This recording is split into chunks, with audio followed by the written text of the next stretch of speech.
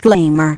This video is made for entertainment purpose only. It doesn't mean to hurt anyone, and don't take it seriously.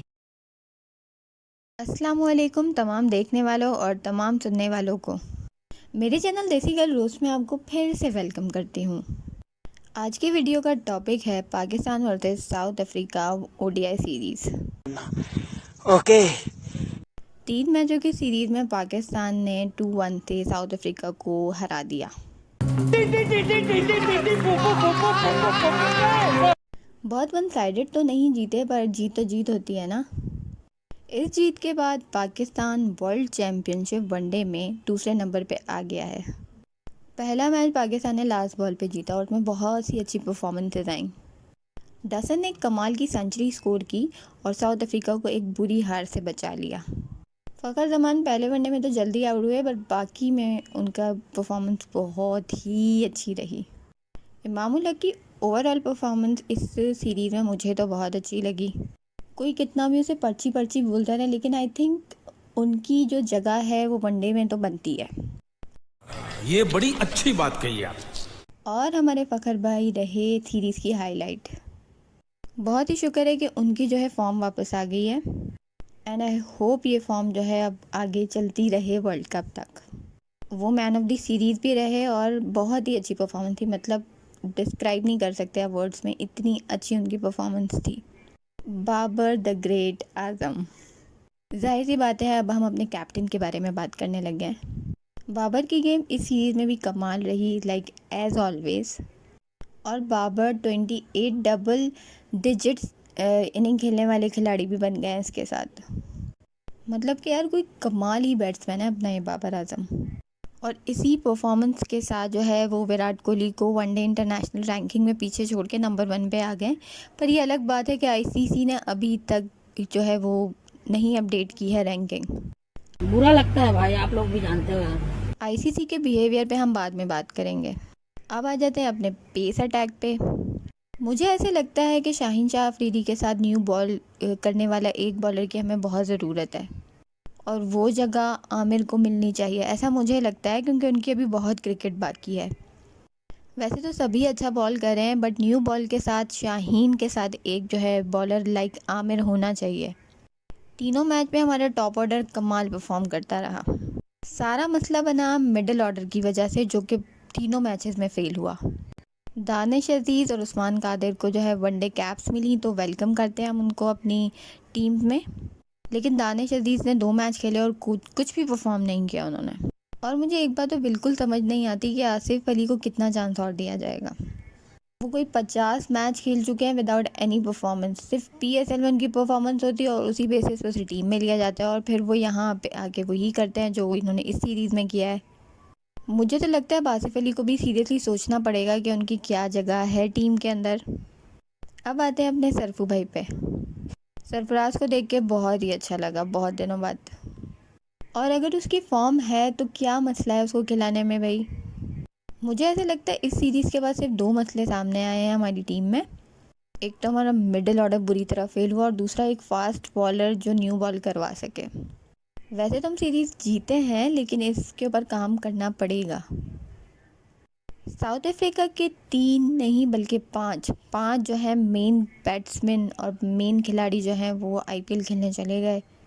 मुझे लगता है उन्होंने हमें बहुत ही हल्का ले लिया। उन्हें लगा था कि 2 मैच हम जीत जाएंगे और तीसरा मैच हम अपने नए खिलाड़ियों को खिला देंगे। मस्त प्लान है। लेकिन हमें से क्या मसला, वो कुछ भी करें, वो उनका मसला और उनके वोट का मसला, तो हमें फालतू में उन्हें क्रिटिसाइज़ नहीं करना चाहिए। अब बात करते हैं आईसीसी के बायस्ड बिहेवियर की। पहले मैच में बाबर ने सेंचुरी स्कोर की, जिसकी कोई भी पोस्ट आईसीसी के किसी भी ऑफिशियल पेज, इंस्टाग्राम, ट्विटर और फेसबुक पे नहीं लगाई गई। आप रैंकिंग को ही देख लीजिए, 3 दिन हो चुके हैं मैच को, लेकिन अभी तक तो अपडेट ही नहीं की गई है रैंकिंग। उसके बाद वैसे तो आईसीसी मरे हुए बैट्समैन और जो है खिलाड़ियों को भी जो है बर्थडे विश कर रहा होता है, लेकिन शाहीन शाह के लिए भी कोई पोस्ट नहीं लगाई गई। शेमलेस। बाबर आजम की इतनी अच्छी परफॉर्मेंस के बाद भी कुछ फॉर्मर क्रिकेटर्स जो हैं उनको अभी भी तनकीद कर रहे हैं बेचारे के ऊपर। अरे कौन भौंक रहा है ये बदतमीज। मतलब कैसे कर लेते हो भाई, करते कैसे हो तुम लोग ये। वैसे बाबर करे क्या क्या, ये उसको ना एक दफ़ा डिफ़ाइन कर दो कि वो करे क्या क्या। इनिंग बनानी भी बाबर ने, स्लॉग भी बाबर ने, करना तो ऐसे करते हैं ना कि जो 7 बैट्समैन उसकी जगह के लिए बाबर को खिला देते हैं। क्या ख्याल है? फिर कहूँगी खुदा का शुक्र अदा करो कि तुम्हें एक अच्छा बैट्समैन नसीब हो गया है।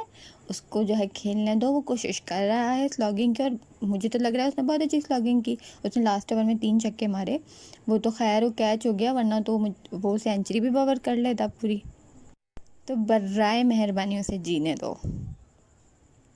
जैसे कि आप सब लोग जानते ही हैं कि फ़खर ज़मान की बेहतरीन परफॉर्मेंस निकल के आई, तो अब हम बात कर लेते हैं उनके दूसरे मैच के रनआउट पे, जिसमें डी कॉक का बहुत बड़ा हाथ था। तो इसकी वजह से सोशल मीडिया पे एक बहुत बड़ा तूफ़ान रहा 3-4 दिन। तो बात कर लेते हैं कि फेयर है या अनफेयर। देखो यार, पता नहीं कि क्या इस पे बात करनी चाहिए, लेकिन यह है कि अनफेयर तो था। मतलब आप अगर किसी इंसान को आउट नहीं कर पा रहे हो तो आप ऐसे चीप ट्रिक्स करोगे, मतलब डी कॉक से ये एक्सपेक्टेड नहीं था। फिर वो अपने तबरेज़ शम्सी आके जो है क्लैरिफिकेशन दे रहा था कि भाई इधर फेंक रहा था, उसका इशारा उस तरफ था। तो लेकिन भाई मेरी एक बात अरे अरे चुप, 1 मिनट मेरी बात सुनो, मेरी बात सुनो, मेरी बात सुनो। मुँह से साफ नज़र आ रहा था कि वो फ़खर को आउट नहीं कर पा रहे हैं। तो एक चीप ट्रिक उसने की जिसमें फ़खर की गलती है कि वो ट्रैप हुआ और वो तभी आउट हुआ। हमें दुख नहीं है मैच हारने का, लेकिन उसके 200 होने देते यार, उसके बाद ये अच्छी हरकतें कर लेते हैं। उसके बाद आईसीसी के अंपायर्स के पैनल ने भी उसे क्लियर कर दिया। तो भाई आईसीसी से तो हमें वैसे भी कोई उम्मीद नहीं है, और हमें उम्मीद रखनी भी नहीं है। पता नहीं इतना बायस्ड है ये आईसीसी, के अल्लाह माफ़ ही करे। ओवरऑल ये पाकिस्तान के लिए एक अच्छी सीरीज़ है, और मुझे लगता है कि जो 3-4 फ्लॉज़ हैं, 3-4 बहुत बड़े फ्लॉज़ हैं, तो जो है उस पे काम करना चाहिए। हमारे मिडिल ऑर्डर में जो है हारिस सुहेल को ज़रूर होना चाहिए। हारिस सुहेल और फवाद आलम, मतलब पर बॉल तो रन चाहिए होता है, तो इतना तो वो सब कर ही लेते हैं और अच्छा खासा खेल लेते हैं। तो वनडे में उनकी जगह बनती है, दोनों में से एक को ज़रूर इंक्लूड करना चाहिए। और बाबर की बात सच्ची होती हुई नज़र आई, जो बीच में आ रहा था कि बाबर कह रहा है कि मुझे मिडिल ऑर्डर में बैट्समैन चाहिए। तो देख लीजिए, बाबर बोल रहा था और वही हुआ, हमारा मिडिल ऑर्डर फेल हुआ। हर टाइम तो टॉप ऑर्डर भी परफॉर्म नहीं करेगा ना यार। तो पीसीबी को चाहिए कि मिडिल ऑर्डर बिल्कुल अच्छे खिलाड़ियों इंक्लूड करें। मुझे नहीं समझ आता कि हारिस सुहेल को क्यों नहीं इंक्लूड किया जा रहा, क्योंकि मेरी नज़र से तो नहीं गुजरा है कि उनकी कोई इंजरी है या कुछ ऐसा है, तो उनको इंक्लूड किया जाए। मोहम्मद हफीज़ भी अच्छा ऑप्शन है, क्योंकि मैंने कहीं पढ़ा था कि उन्होंने इंटरनेशनल क्रिकेट से जो ओडीआई से जो है रिटायरमेंट ले लिया, लेकिन ये चीज़ खुद हफीज़ ने क्लैरिफाई की है कि उन्होंने नहीं ली है। तो जब एक बंदे की फॉर्म है तो खिलाओ यार, क्या मसला क्या है? को क्या तकलीफ है भाई, क्या तकलीफ है इनको? अब अगर हम सीरीज़ जीत ही गए तो अब होप करते हैं कि हम T20s भी जीतें। तो इसी के साथ मैं अपने वीडियो को ख़त्म करती हूँ। मेरे चैनल को सब्सक्राइब कीजिए, वीडियो लाइक कीजिए, उसको शेयर कीजिए, इस पर कमेंट भी कीजिए। मुझे आप इंस्टाग्राम पे भी फॉलो कर सकते हैं और फेसबुक पे मेरा पेज लाइक कर सकते हैं। अगली वीडियो तक इजाज़त चाहती हूँ। अल्लाह हाफ़िज़।